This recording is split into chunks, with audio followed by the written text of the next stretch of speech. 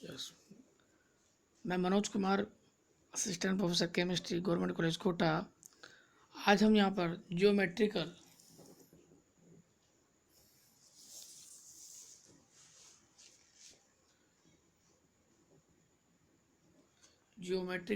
Isomerism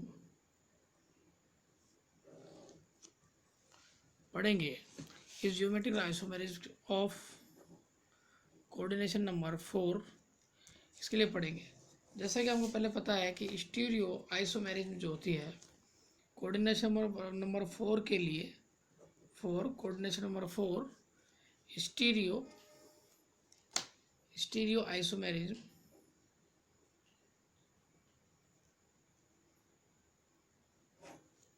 ये हमने बताया था, ये दो टाइप की होती है, जियोमेट्रिकल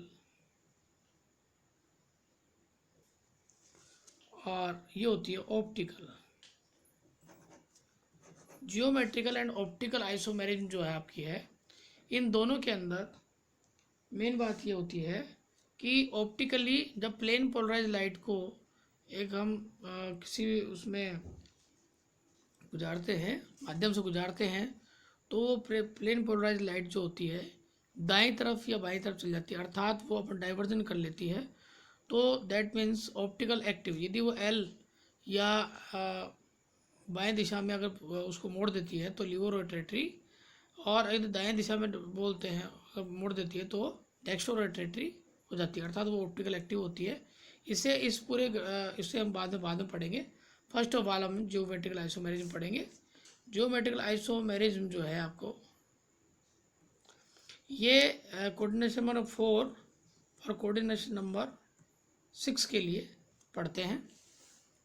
ध्यान रखें, इस कोऑर्डिनेशन नंबर 4 आज हम केवल इसको समझेंगे और इसके बाद में नोट्स जो है इसके बाद उपलब्ध कराए जाएंगे, ताकि आपको वो कॉन्सेप्ट क्लियर हो कि कोऑर्डिनेशन नंबर 4 में किस प्रकार से जियोमेट्रिकल आइसोमेरिज्म पाई जाती है। अब कोऑर्डिनेशन नंबर 4 के अंदर इसमें भी दो भाग आते हैं कि यदि आपके टेट्राहेड्रल या टीडी और एक आता है आपका स्क्वायर प्लेनर, दो प्रकार के आपके कॉम्प्लेक्स होते हैं। टीडी दैट मीन्स टेट्राहेड्रल और स्क्वायर प्लेनर कॉम्प्लेक्स, इसमें sp3 हाइब्रिडाइजेशन आता है जबकि इसमें dsp2 हाइब्रिडाइजेशन आता है। ध्यान रखें, इसमें बॉन्ड एंगल जो होता है 109 डिग्री 28 मिनट, जबकि इसमें 90 डिग्री का बॉन्ड एंगल पाया जाता है। ये दोनों जो चीज़ हैं इसको आज हम पढ़ेंगे जियोमेट्रिकल आइसोमेरिज्म कोऑर्डिनेशन नंबर 4। मैं दोबारा से रिपीट करता हूँ, जियोमेट्रिकल आइसोमेरिज्म ऑफ कोऑर्डिनेशन 4 के आज हम पढ़ेंगे। हमने पहले बताया था स्टीरियो आइसोमेरिज्म जो होती है for coordination compounds, stereo isomerism for coordination compounds दो प्रकार की पाई जाती है, geometrical isomerism and optical isomerism. जब भी हम इसकी पूरी कैलकुलेशन करेंगे तो हम दोनों को मिलाकर बताएंगे स्टीरियो आइसोमेरिज्म कितने हैं, स्टीरियो आइसोमर्स इसके टोटल कितने हैं। और इसके अंदर हमने जियोमेट्रिकल जो आइसोमेरिज्म है लिखी है, जियोमेट्रिकल आइसोमेरिज्म हम पढ़ते हैं कोऑर्डिनेशन नंबर 4 की भी और कोऑर्डिनेशन नंबर 6 की भी। ये जो कोऑर्डिनेशन नंबर 4 वाले हैं ये दो प्रकार के होते हैं हमारे, टेट्राहेड्रल या sp3 इसमें हाइब्रिडेशन पाया जाता है, चतुष्फलकी हिंदी में बोलते हैं इसको, चतुष्फलकीय, जबकि इसमें हम बोलते हैं दूसरे वाले में स्क्वायर प्लेनर कॉम्प्लेक्स, या जिसमें dsp2 पाया जाता है या 90 डिग्री का बॉन्ड एंगल पाया जाता है। तो पहले हम कोऑर्डिनेशन नंबर 4 की पढ़ेंगे ज्योमेट्रिकल आइसोमेरिज्म। ध्यान से देखिए, इसमें जो एक मेन सबसे इम्पोर्टेंट बात है वो ये है कि यदि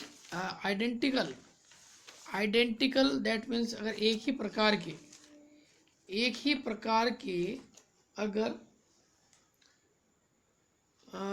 ये जो सिमेट्रिकल डिस्ट्रीब्यूशन अगर उनका होता है तो हम क्या करेंगे कि सिमेट्रिकल डिस्ट्रीब्यूशन होता है तो उसमें किसी प्रकार की जियोमेट्रिकल आइसोमेरिज्म नहीं पाई जाएगी। जैसे ये कह सकते हैं due two symmetrical distribution of ligand due two symmetrical distribution of ligand around the central metal ion, they will not show geometrical isomerism। ये आप बिल्कुल ध्यान रखें, यदि सिमेट्रिकल डिस्ट्रीब्यूशन ऑफ लिगेंड का होता है around the CMI central metal ion, they will not show geometrical isomerism. अब इसको ऐसे भी देख सकते हैं कि हम पूरी तरह से वापस स्टार्टिंग से देखते हैं कि सबसे पहले हम टेट्राहेड्रल या TD इसकी बात करते हैं। ध्यान रखें, मैं यहाँ पे ये भी कह सकता हूँ TD में जियोमेट्रिकल आइसोमेरिज्म नहीं पाई जाती। ये ऐसे व्यक्त कर किया जाता है कि यदि मेटल आयन जो है आपका सेंट्रल मेटल आयन है उसमें A भी, अब जैसे ये जो मैं बढ़ा रहा हूँ ये इस समय गलत है, ये स्क्वायर प्लेनर कॉम्प्लेक्स के लिए ये ध्यान रखें M हो गया, यहाँ पर आपका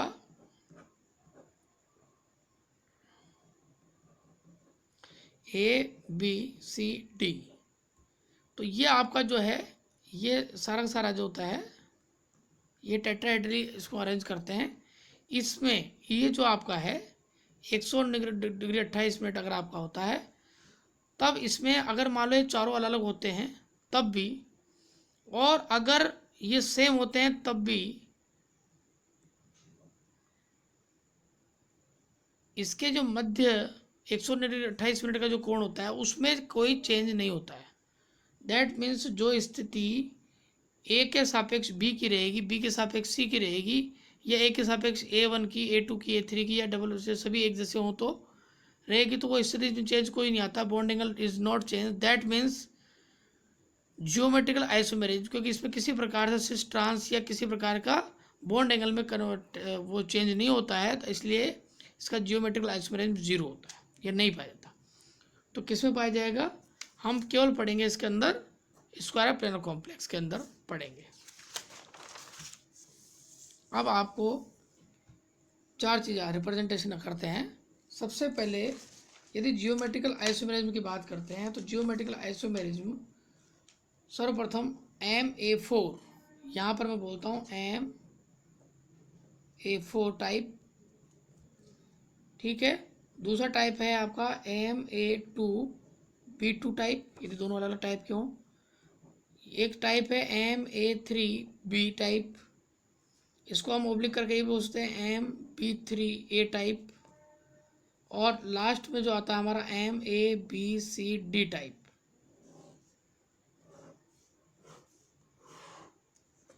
तो ये 4 प्रकार के हमें वेरिएशन प्राप्त होते हैं for square planar complexes. Square planar complex के लिए सबसे पहले हम देखते हैं फर्स्ट नंबर के केस को, जिसमें देखते हैं यदि आपका मेटल आयन जो है A है, ये आपका ये सेंट्रल मेटल आयन M है आपका, और ये चारों एक ही टाइप के आपके क्या हैं, लिगेंड्स हैं। ध्यान रखें इसके सबके बीच में 90 डिग्री कोण आता है, 90 डिग्री कोण आता है, इसके मध्य में 90 डिग्री कोण आता है, तो दैट मीन्स आप किससे सो ट्रांसपोजिशन में कोई अंतर नहीं होगा और किसी प्रकार से बॉन्ड एंगल में कोई चेंज नहीं है, अतः जियोमेट्रिकल आइसोमेरिज्म इसकी 0 पाई जाती है, ठीक है। अब आता है सेकंड नंबर का टाइप, जिसमें हम कहते हैं MA2B2। इससे पहले हम इसको कर लेते हैं। ध्यान रखें M, ये आपका A, ये A और ये आपका B। सेम इसी प्रकार से हम ये भी कह सकते हैं कि इसमें अगर 3 अगर हो जाए आपके B और ये हो जाए A, तो इन दोनों में किसी प्रकार का कोई अंतर नहीं है। इसमें यह है कि तीन लिगेंड एक प्रकार के होते हैं, 3 लिगेंड एक प्रकार के होते हैं, और ये जो लास्ट सेकंड ये जो दूसरे प्रकार का है ये अलग होता है। अब ध्यान रखें इस पूरे के अंदर आपका जो जियोमेट्रिकल आइसोमेरिज्म है, चूंकि हम इसमें ट्रांसपोजिशन नहीं ला सकते, एक ये ट्रांस है ये भी, आप इसको कहीं भी जोड़ेंगे तो एक जो एंटी आएगा। इस प्रकार किसी प्रकार की कोई ऐसी जो संरचना नहीं बनती है जिसके कारण हम उसको एक दूसरे से डिस्टिंग्विश कर सकें। तो जियोमेट्रिकल आइसोमेरिज्म इसके अंदर भी पाई जाती है, नहीं पाई जाती है, और दैट मीन्स जियोमेट्रिक आइसोमेरिज्म के कितने आइसोमर्स कितने बन 0 प्राप्त होते हैं। अब आता है Ma2B2 प्रकार। Ma2B2 के अंदर क्या होता है, ध्यान रखें, M इसके अंदर A ये आपका B और ये B। ध्यान रखें इन दोनों में आपके 90 डिग्री का कोण होता है। ये इसे सिस पोजीशन बोलते हैं। कौन सी? सिस पोजीशन।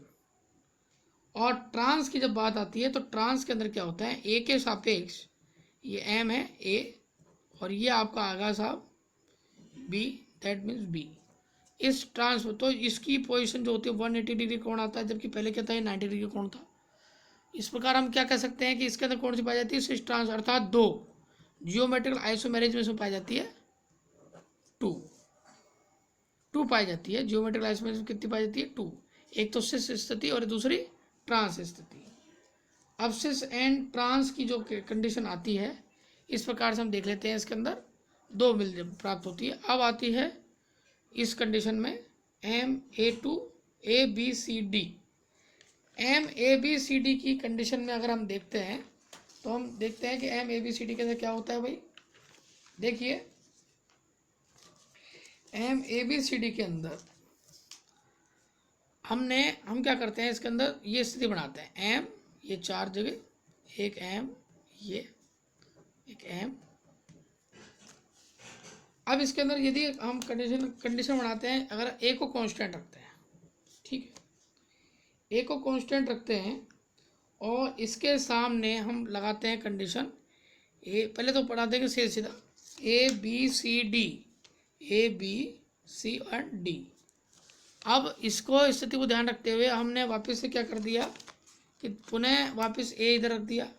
एक बार इसकी कंडीशन इसके ट्रांस कंडीशन में होता है C, एक बार कंडीशन में होता है B, ठीक है, और ये D आ जाएगा। और तीसरी कंडीशन में अगर ये A है तो यहाँ पे कंडीशन हम ला देते हैं, एक बार आ गया C, एक बार आ गया B, तो तीसरी बार क्या आएगा, D आएगा, तो ये B और यहाँ पे आएगा C। तो इस प्रकार ये 3 जो आपके आइसोमर हैं ये प्राप्त होते हैं इसके अंदर। इसके अलावा आप अगर देख सकते हैं, इसके अलावा किसी प्रकार की और कोई कंडीशन इसमें चेंज नहीं बन सकती है। तो कहने का मतलब ये है कि इस जितनी प्रकार की वैरायटी या जितनी प्रकार की हम कंडीशन इसमें बना सकते हैं आइसोमेरिज्म के अंदर, जिसमें इसके फिजिकल एंड केमिकल दोनों करैक्टरिस्टिक्स क्या होते हैं, अलग अलग होते हैं।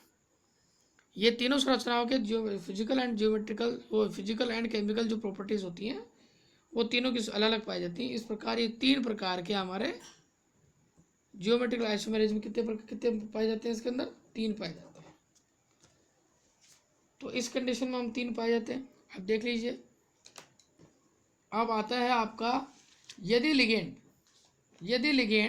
बाइडेंटेड हो, यदि लिगेंड बाइडेंटेड लिगेंड, तो बाइडेंटेड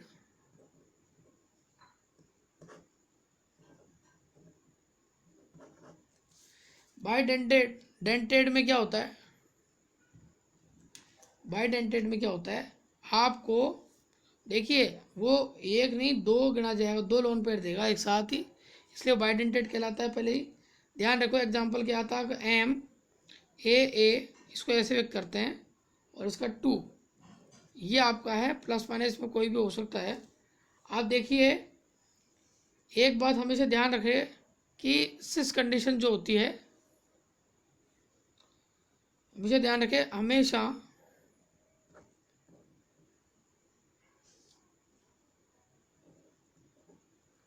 सिस पोजीशन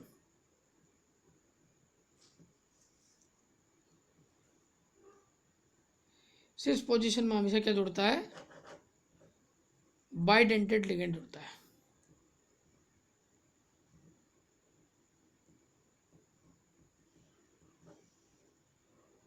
तो ट्रांस कंडीशन में ये कभी भी नहीं जुड़ता है, अतः हमेशा इस बात का हमेशा ध्यान रखेंगे। आप देखो क्या करते हैं हम, ये आपका है M,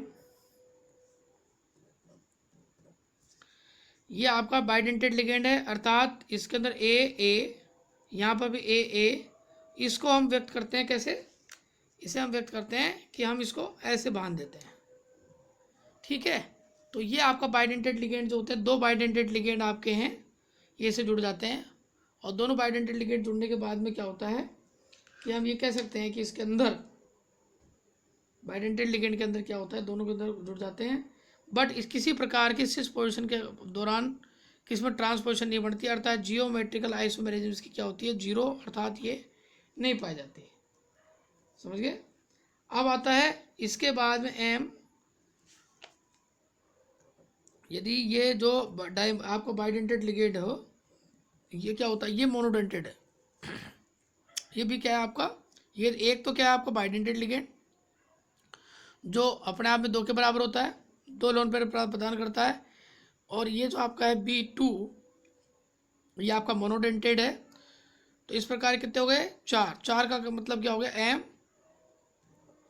ये एम, ये आपका 4 है, ये तो ए है जो आपका बाइडेंटेड लिगेंड है, जबकि ये बी और ये बी। अब ध्यान रखें इसमें भी क्या होता है, दो किसी भी कंडीशन में हम देख लीजिए, सिस कंडीशन के बाद में ट्रांस कंडीशन हमारी नहीं प्राप्त हो पाती है, अर्थात इसके अंदर भी जियोमेट्रिकल आइसोमेरिज्म हमारा नहीं पाया जाता। अब आती है कंडीशन यदि एम ए और ये आता है बी सी। इस कंडीशन में हम देखें एम, ये आपका ए, ये तो आपका हो गया आपका बाइडेंटेड लिगेंड, और जबकि ये हो गया आपका बी एंड सी। ध्यान रखें इस कंडीशन में हम देखेंगे तो ये सिस कंडीशन पे जो होता है, ये दोनों ही प्रकार से हम देखेंगे तो ये सिस कंडीशन पे पाया जाएगा, ट्रांस कंडीशन इसकी नहीं बढ़ पाती है, अतः जियोमेट्रिकल आइसोमेरिज्म इसका भी जीरो या नहीं पाया जाता। तो आज के लिए बस खाली हम इतना ही करेंगे। इसके बाद में जो बाइडेंटेड लिगेंड आते हैं, इसके अलावा जो भी कंडीशन बनती है वो हम बताएंगे आपको। तो ये कैसे रिप्रेजेंटेशन किया जाता है, किस प्रकार बाइडेंटेड लिगेंड का कैसे बताया जाता है, मोनोडेंटेड लिगेंड कैसे जियोमेट्रिकल आइसोमेरिज्म निकाले जाते हैं, बता देंगे आपको। ध्यान रखें मोस्टली बात सिर्फ इतनी है कि यदि सिस और ट्रांस कंडीशन बनती है तो हम उसको क्या बोलेंगे, दो उसको काउंट करेंगे। यदि, और ऐसे भी हम देख सकते हैं यदि उसके दोनों के मध्य, यदि आइडेंटिकल जो आपके लिगेंड हैं उसके मध्य जो बॉन्ड एंगल अगर चेंज होता है तो हम भी कहेंगे कि वो नई पोजीशन, नई स्थिति में बनता है, इस प्रकार से वो नया आइसोमर बनता है। ऐसी कंडीशन आते ही हम उसको नया आइसोमर काउंट करेंगे। यदि ऐसी कंडीशन नहीं बन पाती है तो हम उसको जियोमेट्रिकल आइसोमर उसको काउंट नहीं करेंगे। So that means okay bye. हम इसके बाद में नेक्स्ट स्टार्ट करेंगे अगली क्लास में। Thank you.